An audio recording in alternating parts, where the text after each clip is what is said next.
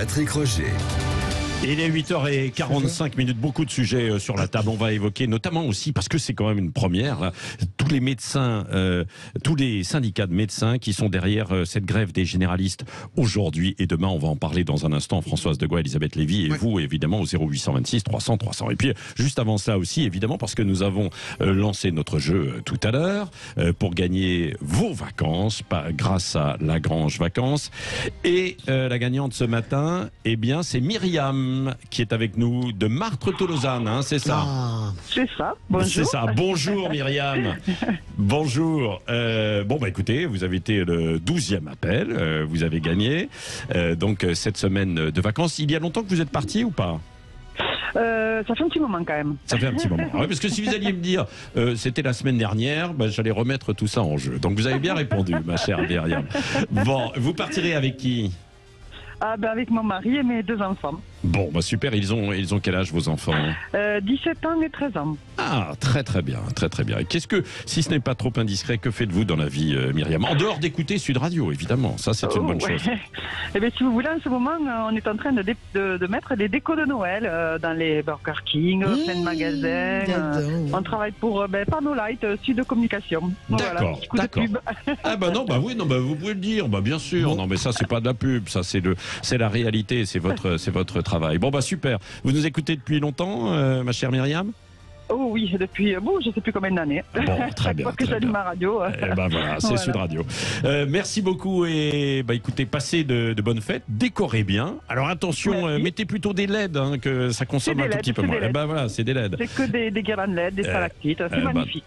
C'est vrai. On a envie de ça, on a besoin de ça quand même, quoi, en cette période. C'est vrai, on a besoin de ça. Non, mais c'est vrai, des petites lumières comme ça.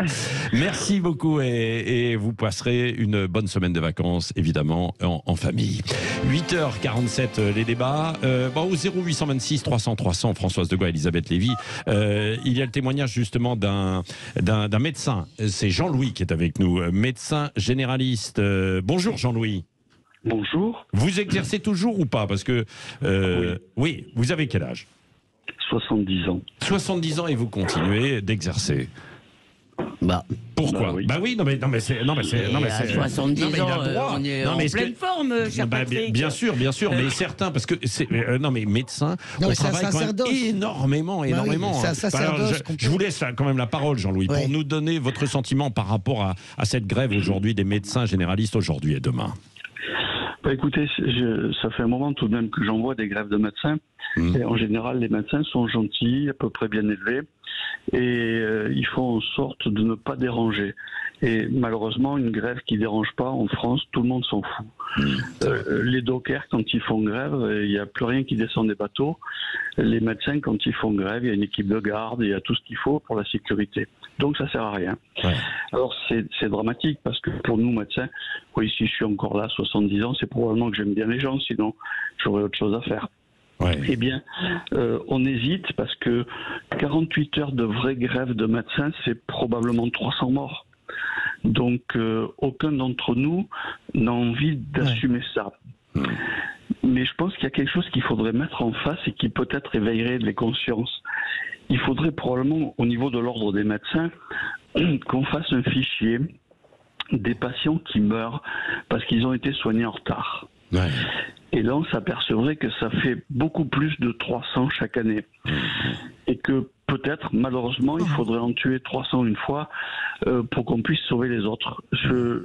J'entends bien la froideur. Oui, c'est bien sûr.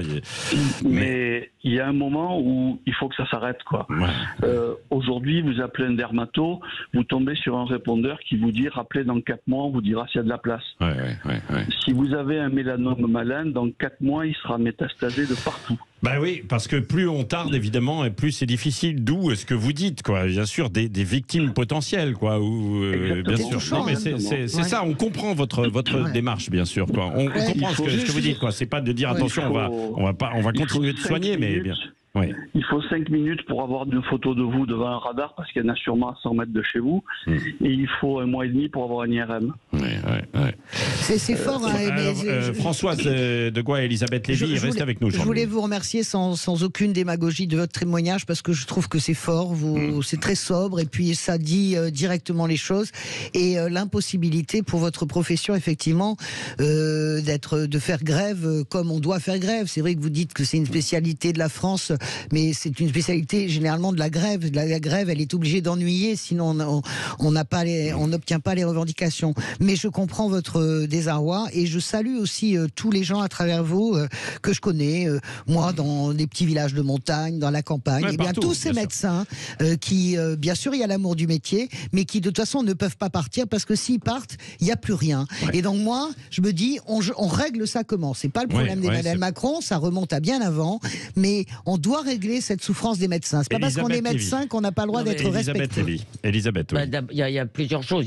Là, ce dont vous parlez, c'est ce qu'on appelle les déserts médicaux. Effectivement, on ne va pas le régler en quelques jours, c'est-à-dire le temps de comprendre qu'on s'est complètement planté, ça a pris déjà plusieurs années, de revenir sur le numerus clausus, et maintenant il faut former des médecins. Bon, ça c'est une chose. Mais moi je suis fille de médecin généraliste. Mon père était médecin généraliste. Il s'est arrêté d'ailleurs un peu plus tard, vers 75 ans. Bien sûr.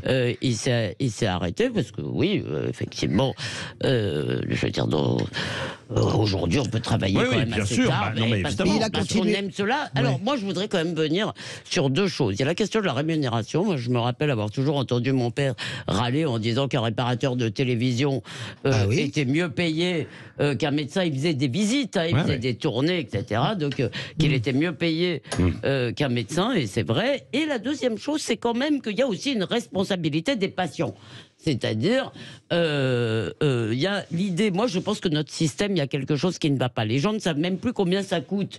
Ils considèrent, si vous voulez, que ça ne coûte rien, parce qu'ils ne... si, je suis désolé, vous payez pas, vous êtes capable de payer pour votre iPhone 4 fois plus que vous râlez quand vous devez sortir 25 balles chez le médecin. Moi j'ai des tas de témoignages. Ma mère était pharmacienne jusqu'à l'âge de 85 ans, si vous voulez, donc... je comprends très bien ce que tu dis, elle voyait des gens, si vous voulez, qui... franchement, les médicaments, ça coûte pas cher en France. C'est ça, et quand ils devaient débourser quelque chose, et moi, ça m'a toujours quand même, je pense qu'il faut aussi responsabiliser les gens. Tout ça ne peut pas être simplement, si vous voulez, gratuit, parce que c'est la santé. On comprend vos deux arguments, Françoise et Elisabeth, et les constats. Jean-Louis, qu'est-ce qu'il faudrait pour essayer d'améliorer en fait les choses, quoi? Je pense qu'il faudrait déjà regarder les choses un peu différemment. Vous voyez, moi j'écoute régulièrement votre radio, parce que j'en ai ras-le-bol de la bouillie nationale. Et, j'adore. Attendez, Françoise. Le fait est que, en ce moment, vous voyez, sur votre radio, on a évoqué le prix du pain. Et ce matin encore, un éventuel voyage de M. Macron pour le football. Du pain et des jeux, ça vous rappelle quelque chose? Oui, c'est vrai. Eh bien, c'est quand même... Déjà, Jules César en parlait, et comme je suis arlésien, Jules César, c'est une vieille relation. C'est vrai. Non, mais c'est vrai.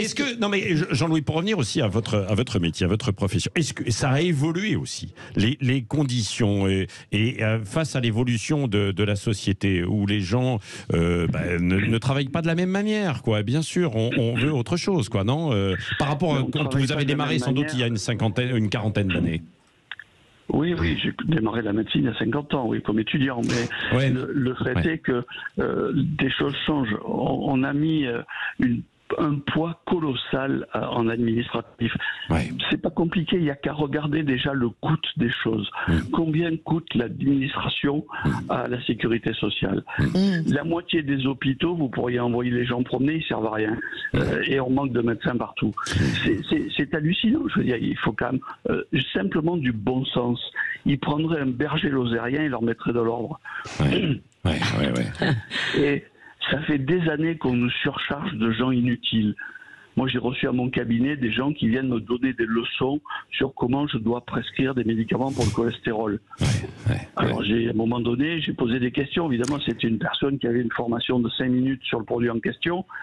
Je lui ai donné mon stéthoscope. J'ai dit, vous allez faire la suite de la consultation parce que moi, je pars à la pêche. Qu'est-ce que qu'elle dise? Elle est partie. Et tout est comme toute la journée, vous êtes emmerdé par des trucs qui n'ont rien à voir avec votre métier. Et le poids administratif, là, c'est ce que vous voulez dire, Jean. C'est monstrueux, tous les médecins s'en plaignent, et ça n'arrête pas. Et tous les jours, on vous invente un truc nouveau. Ça c'est vrai. Il y a trois revendications principales derrière. De temps en temps, on vous dit, vous savez qu'il faudrait avoir une formation. Quand la nuit, j'ai passé mes vacances à faire la formation. Il faut arrêter, quoi. Je dis un peu de bon sens. Non, mais on comprend tout à fait. Donc, je le disais, il y a trois revendications principales, bien sûr, dans ce malaise. Il y a le poids des tâches administratives, bien sûr. Il y a les conditions de travail qui ont changé, qui sont évidemment beaucoup plus difficiles aujourd'hui. Et puis, quand même, la revalorisation aussi de la consultation, qui a 25 euros. Je pense que tous les... Jean-Louis, oui, Jean-Louis. Je n'ose même pas vous en parler. Moi, j'étais médecin dans un port. Donc, il y a beaucoup de gens que je soignais qui avaient des bateaux, qui venaient en vacances. J'ai manipulé un Américain qui s'était bloqué en bricolant son bateau. Quand je lui ai demandé de me payer, et je lui ai dit 25 €, il me regardait, j'ai vu dans ses yeux qu'il se demandait si j'étais vraiment médecin. Oui. Non, mais c'est vrai, effectivement. Merci pour votre témoignage, Jean-Louis. Bon courage à vous, merci de nous avoir appelés. Juste une réflexion en disant qu'on est quand même la 7e puissance du monde, que désormais, et Elisabeth sera probablement d'accord, quand vous avez quelqu'un qui vous dit j'ai réussi à avoir le médecin, c'est comme si c'était un acte de triomphe, c'est comme si on avait réussi une chose, un truc incroyable hors norme. On va manquer d'électricité, on a des gens qui peuvent plus boucler les fins de mois, et vraiment il y a ce sentiment d'impuissance à gérer le quotidien des Français de plus en plus prégnant. Et Elisabeth, d'un mot, oui, par rapport à ce que vous racontiez sur l'américain, par rapport à ce que Jean-Louis racontait sur l'américain, il y a aussi, si vous voulez, je sais bien qu'il y a beaucoup de gens qui ont des difficultés, mais ne tombons pas non plus. Si vous voulez, il y a aussi des gens qui gagnent leur vie dans ce pays. Et les gens, quand vous payez 25 €, vous méprisez en fait celui à qui. C'est-à-dire que les gens. Mais si, les gens considèrent, beaucoup de gens inconsciemment considèrent que ce qui ne se paye pas n'a pas de valeur. Et surtout, quand vous voyez la différence, si vous voulez, c'est. La moyenne européenne, merci, la moyenne européenne est de 46 € pour les consultations. Et attendez, merci, juste 8h57 minutes. Non, Elisabeth, le temps, le gong, il est 8h57. Dans un instant, c'est Valérie Expert. Et oui, c'est ça, il faut. Vous avez pris de la parole, vous avez pris de la parole. Odieuse censure. Ouais. Sud Radio.